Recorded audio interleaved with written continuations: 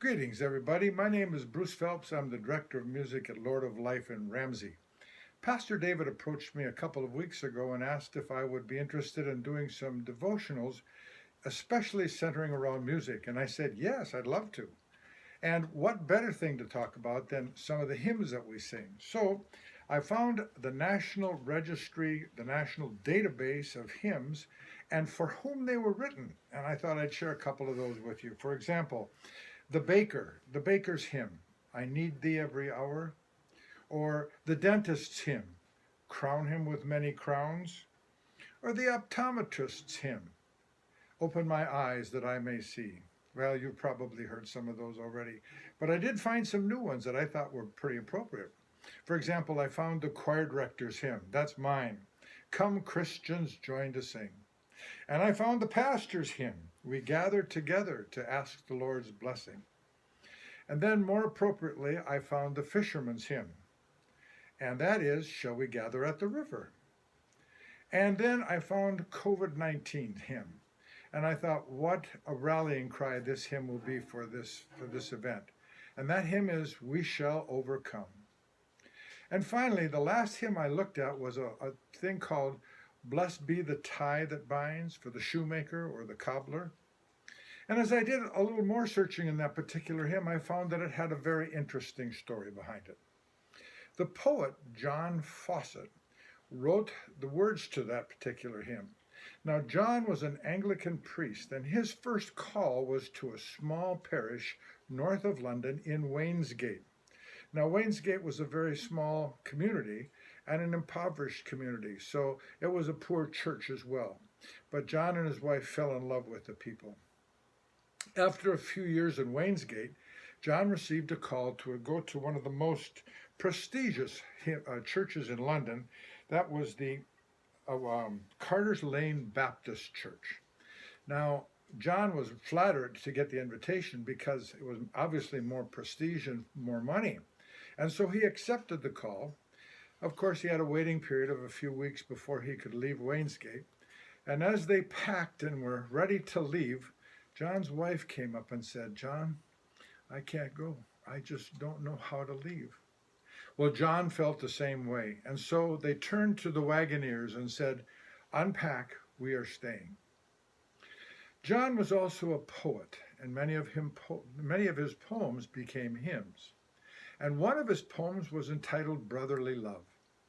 A few weeks after his return to Wainsgate, he used brotherly love as the core for one of his sermons.